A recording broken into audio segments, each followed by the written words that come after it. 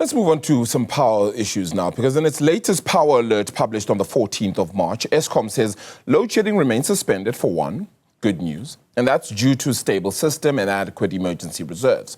Now, the utility also notes some of its key performance highlights from the 7th to the 13th of March. The average unplanned outages increased to 14,832 megawatts. It shows a slight improvement, right, of 589 megawatts compared to the same period last year. I know the numbers can be confusing, but ultimately they're showing you an improvement versus where we were at the same time last year. Let's discuss this a little bit further then. South African National Energy Development Institute's head of Energy Secretariat, Professor Sampson Mamphweli, joins us then as we try and make sense of all of this. Prof, thank you so much for the time. Appreciate it. Let's take us through these numbers. It feels like, one, if you read the statement coming through from Eskom, it's ultimately just everything coming from a low base. So should this really be a sign of improvement? Good morning to you and the viewers.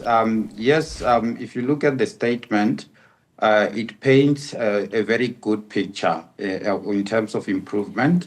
So the statement starts by giving the current numbers as of the 10th of this month, to say that the unplanned capacity loss factor has gone down.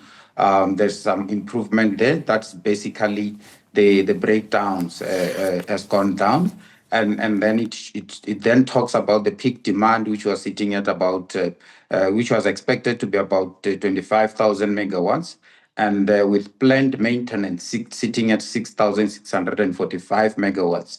And out of that, Eskom planned to return to service 4,740 megawatts in preparation for the winter months. And then they then talk about the comparison between where we are now and which is what they call the year to date, and where we were at the same time in the previous financial year.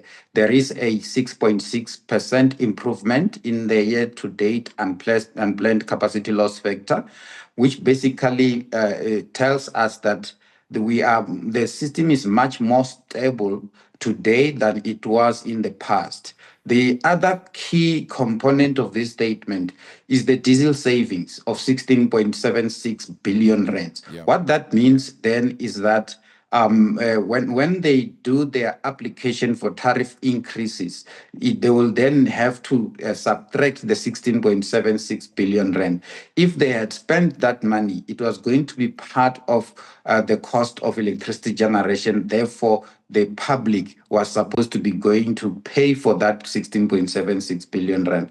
They also talked about the 336 days that we went without load shedding, which also emphasizes the fact that the system is improving quite drastically. Yeah, I mean, look, after that 336 days then, we've had 2 bouts of load shedding since then, so one wonders what it actually says overall. But I want to go back to that year-to-date diesel savings, as we've put it then, of 16.76 billion, nearly 17 billion rand there. Is that really savings when it's just money you haven't spent, and money under normal circumstances you shouldn't be spending anyway, because you should be having enough operational capacity? Yeah, so they classified as diesel savings because they're comparing this with the year to date. Basically, that is the money that they spend when they call on the picking plants. They then use during the peak loads, during the peak demand. So they classified as savings because they're looking at year to date. So they look back at the same time in the previous financial year to say they spent more than 30 billion rands in diesel because the system was not performing well, which basically says that to the nation that there has been improvement. So that's why they classified as a saving. Going forward, we need to be looking at this number closely, because going forward, this number should be going down if the system is performing well. So it's also one of the key indicators that the public should use to hold Eskom into account. Does this give you enough confidence then that we will have enough energy for the winter? As of the 10th of this month, Eskom was planning to return 4,740 megawatts to service out of the 6,645 megawatts that they had taken down for maintenance. Now, if that happens, we expect that the winter month, during winter, the peak load will go to about 34,000 megawatts, maybe 35,000 megawatts at most. If they're able to return to service all the units that they are busy maintaining now, we shouldn't have load shedding during winter unless something drastic happens, like what we've picked up now, that their Operation Generation Recovery Plan has been focusing more on the main plant, which is where they have boilers and turbines producing electricity. And it is not focused on the what we call the auxiliary plant, which is the balance of the system.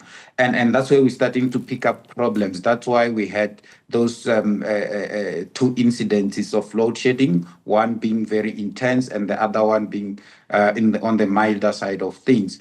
So if they then start to focus also on the auxiliary plant as quickly as possible, then we might not have those challenges, and we might have to start counting many days of no load shedding, moving towards days where we can say no load shedding will never happen again. Yeah. And that is dependent on the number of factors. But Eskom, if they don't drop the ball, we should be moving towards that. Wait, just explain that to me, just as a final question. I'm sorry, I know now it's going to seem like I'm focusing a little bit more on the numbers, but I apologize. 35,000 megawatts is the number we could see at peak demand in the winter. 35,000. We currently have available generation capacity just above 27,000. If, as Eskom says, they're going to add the 4,700, that still only brings us to just shy of 32,000 megawatts. So where would the remaining 3,000 megawatts come from to hit or reach that peak demand that we have in winter? Because right now it feels as though there's a shortfall, meaning that we could have power outages in winter. Am I correct? You are very much correct. However, that's where the shortfall is then covered by the diesel part of things, the peaking power stations, and the question then should be: is this a peak demand? This a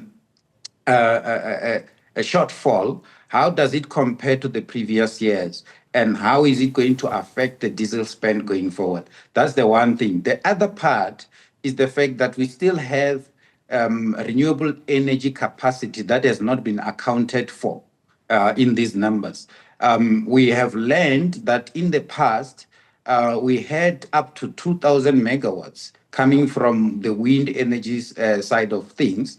So if you add plus or minus 2,000 megawatts, that shortfall goes down to about 1,000, 1,500 megawatts, which they then need to cover using the diesel generators or the open cycle gas turbines. Okay. So if all numbers come together the way you've put them, we might be able to survive the winter without a single day of load shedding.